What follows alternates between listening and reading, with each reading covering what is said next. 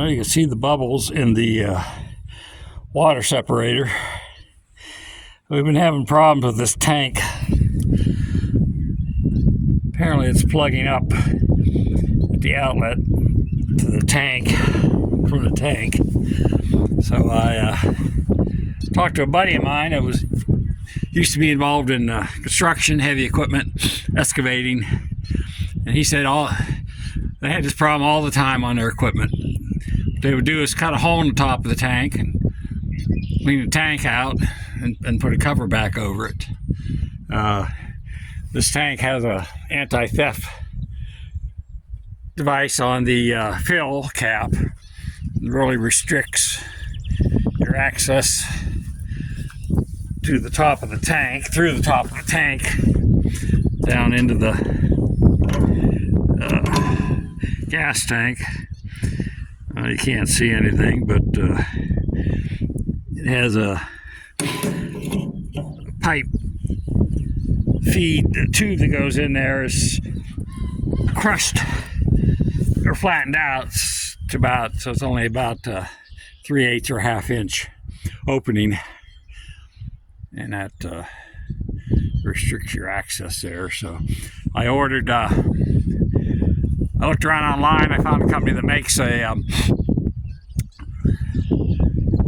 access panel. You drill a 4-inch hole, and it comes with a threaded insert in a ring that's split, and you can feed it in through the top of the tank and drill and attach that ring permanently to the top of the tank, and then it has a cover with a gasket. So that should be here next week.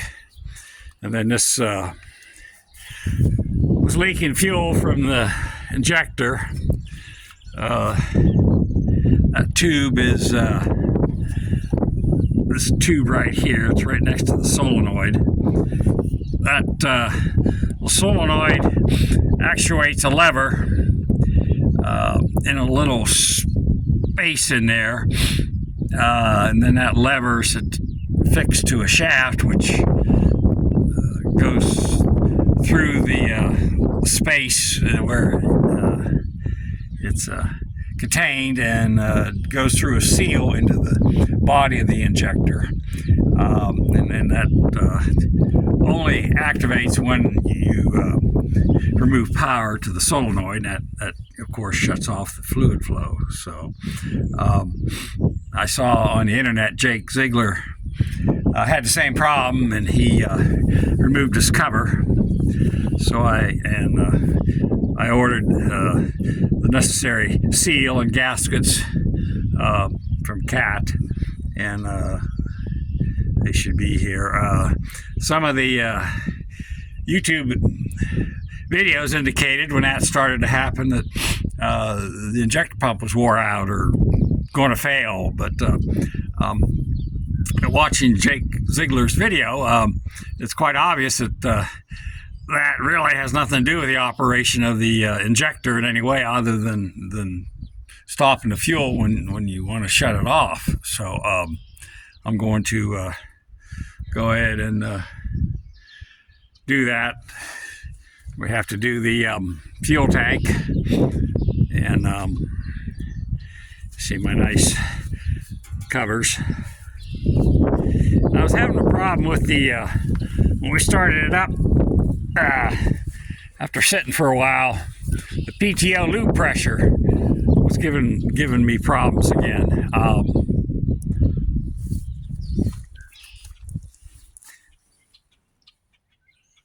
This was the pressure switch that I believe came with this. No, this is my old one. This is the one that was on the rear main frame that I got replaced, and this rear main frame came with this pressure switch. So I changed it out. I knew this one was a good one. I wasn't sure what the condition of that one was, but I swapped it out and put the one that came with this main frame back on, and that took care of all my issues. So I think this thing, some water's gotten in there, and corroded the contacts a little bit, so they're making intermittent contact. So at least that's one thing that worked out well. We need to get this girl into shape for tillage here, so I'll be making some videos next week on the injector and the fuel tank. Other than that, everything's running fairly well. I wanted to put my spring on.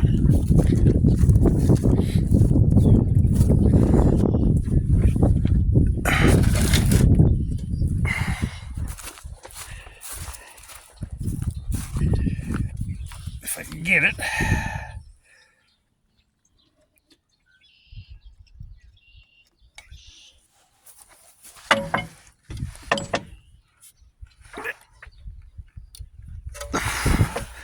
Oops. Come on.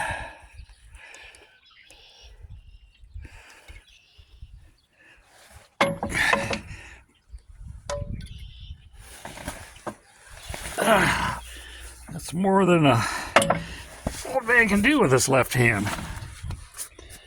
Let me switch hands.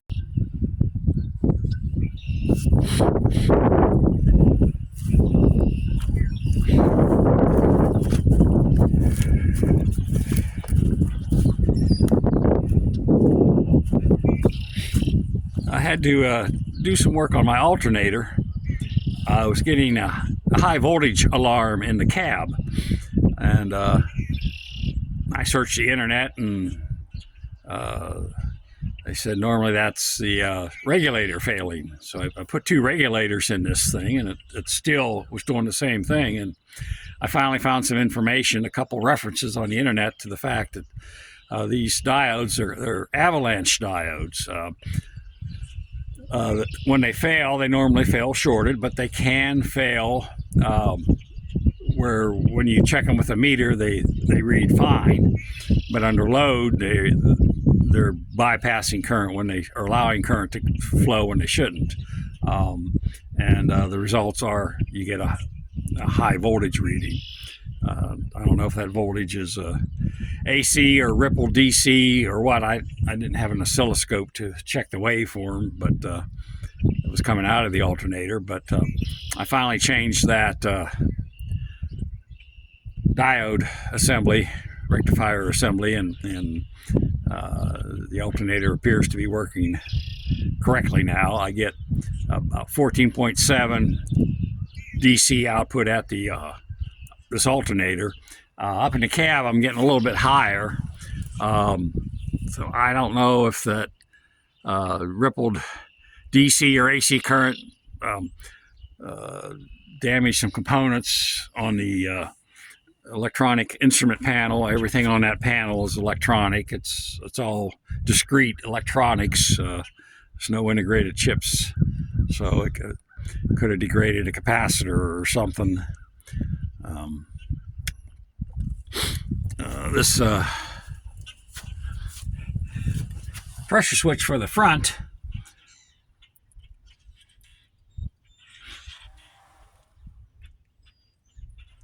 is for the transmission lubrication system for the front mainframe. Now this is in the parts breakdown, and then they do have a number for that. This back one, which I showed you earlier, there on the back frame, the parts list makes no reference to that at all. There's nothing in the parts. The service manual and owner's manual for this tractor show the pressure switch, and they also show that temperature alarm for the hydraulic fluid temperature. They show that mounted on the filter housing. So White, when they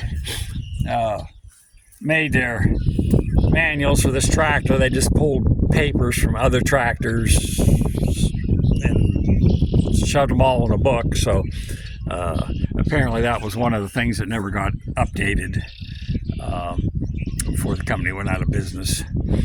But I don't know what the pressure rating of this rear switch is. The owner's manual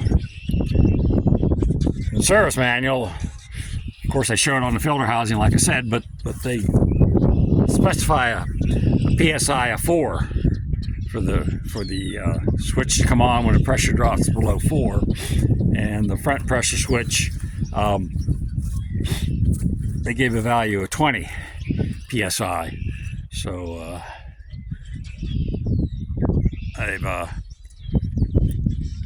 and of course the parts list on AGCO website doesn't give the pressure, they just give the number for the switch. But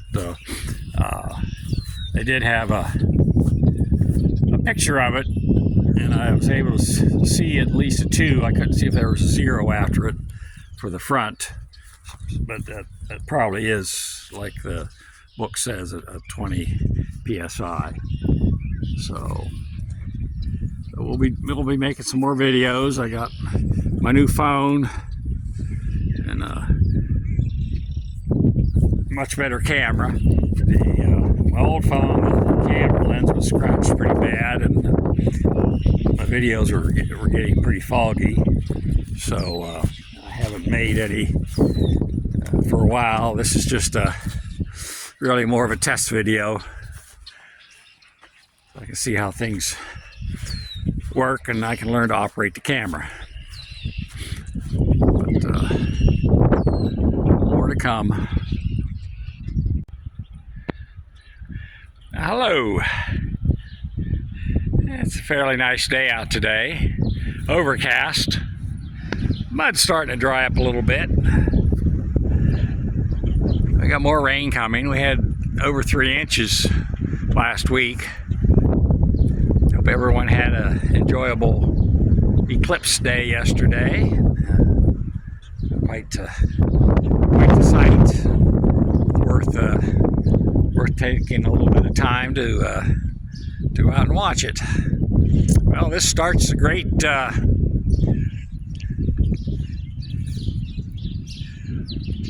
adventure on the white. We're going to fix the leak in the injector pump and put an access panel on the top of the fuel tank so we can clean it out. It doesn't keep plugging it up, plugging up the intake tube. Tube feeds the engine. So there's the whites back in the shed. Hopefully not for as many months as it took me to put the new rear main frame on. This injector leak, as I mentioned before, Jake Ziegler did a video on it.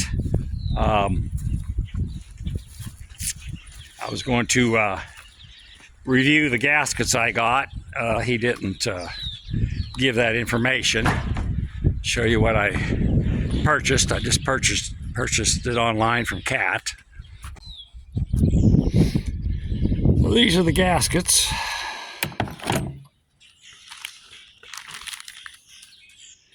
That's a little one for the little part that bolts on top of the cover where the fuel enters into the injector coming from the fuel filter. That's part 4N-0975. And this is the gasket for the fuel solenoid, 2W5447. And this is the offending seal. Probably could find that in an aftermarket, but the price was reasonable, and you just order everything at once. Number is 4N-3713.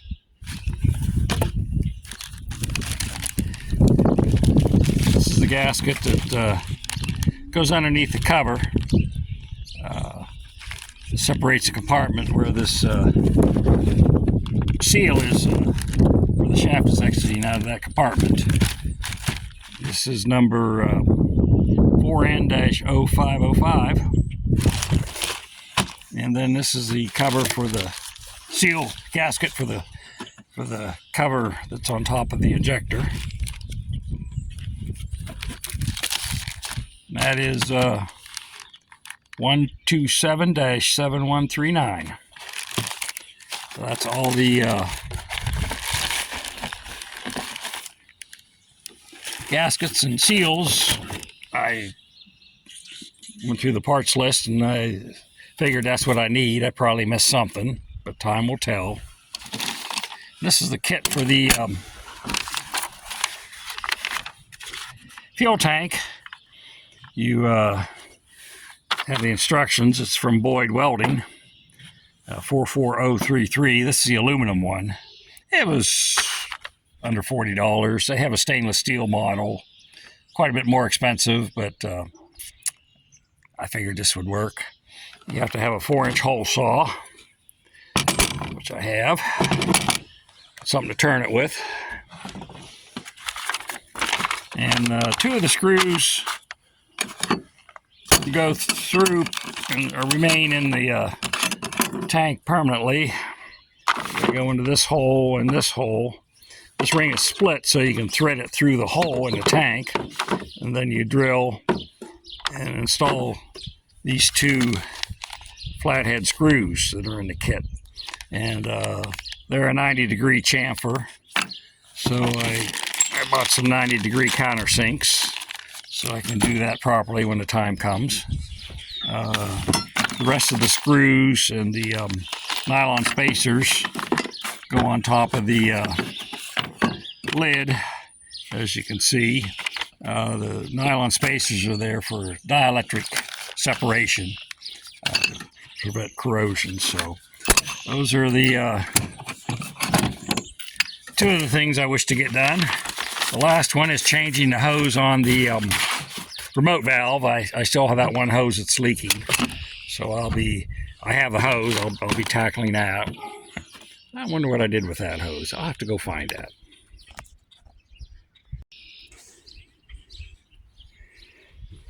Well, I found that hose. It was right where I'd left it. So this is this has a swivel in it, so it can fit in that between the other fittings on the remote valve bodies. So tight in there you almost have to have a fitting, but these are notorious for leaking. Like I said, I only got a few years out of that one. Out of 6 hoses, 1 leaked within a couple years. So I had talked about spacing that valve body out a little bit to provide a little more clearance, so we could put fittings on there that didn't have the swivels. I guess that's on my to-do list. There's white.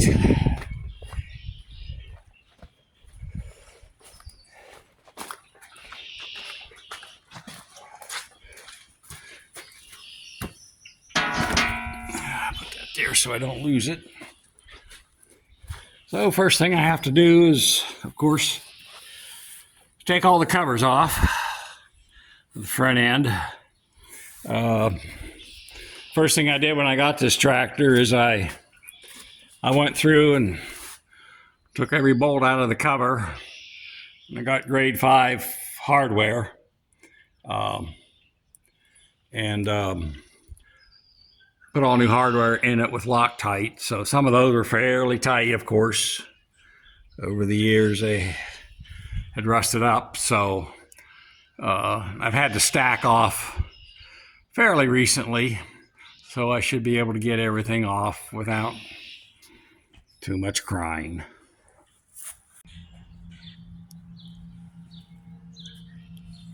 Well, who says beauty is only skin deep? I have all the tin work off.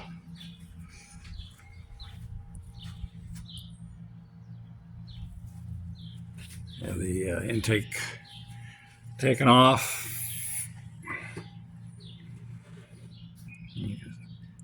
pretty good access to the top of the injector pump. Not sure why these lines are bent. I'll have to watch Ziegler's video again and see if his are bent like that or if someone has bent them.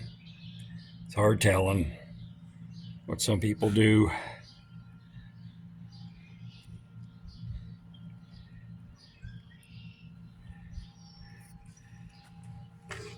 And I got the tank.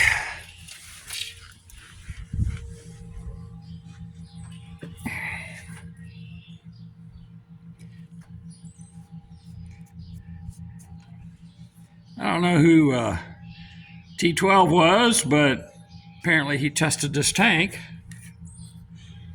So I have to put that clean out in there. I don't think I want to put it up here and cut into that tag there. That might affect my warranty, so I think I'm going to put that back in here. And I don't know, this tank does have baffles, I see. There's weld marks down the side of the tank and weld marks here down the side of the tank. So I'm not sure how good the access will be. I have a scope. I might try putting a scope, or maybe I'll take the gas fuel level sender out and see what I can see before I go cutting a hole. That might affect where I put my hole. So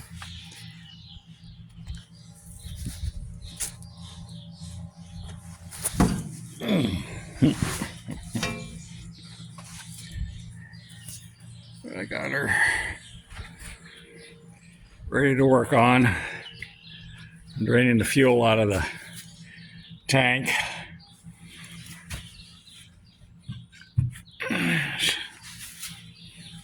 Getting there. So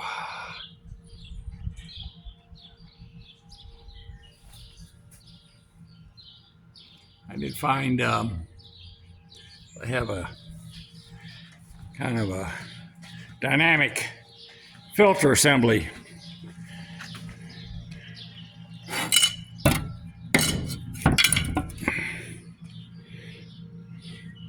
Where the air is drawn in through some vortices, and then the dust is sucked into the muffler. Apparently the muffler has a vortice in there. But I got something loose down in here, rattling around. I don't know. It's a cap about that big. I don't know what that's doing in there, but it's. I don't think I can get it out. we'll have to see. Now this hood, which I have over here,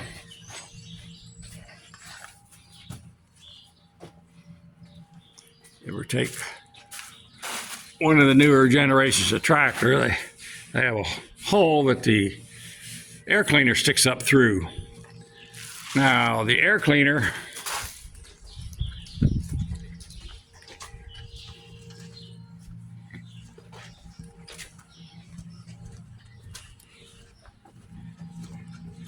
has a intake mounted on it, and they made the hole just a little bit bigger, but there's not enough space to rock this out.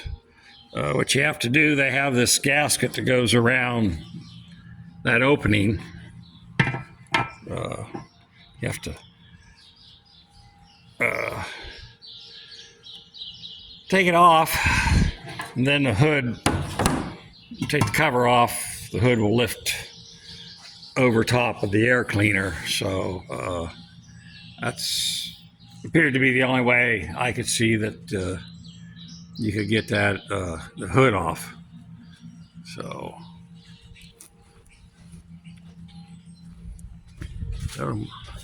Tomorrow I'll start cleaning things up and blowing it off with air and get things cleaned up so I can get that injector taken apart. Onward and upward.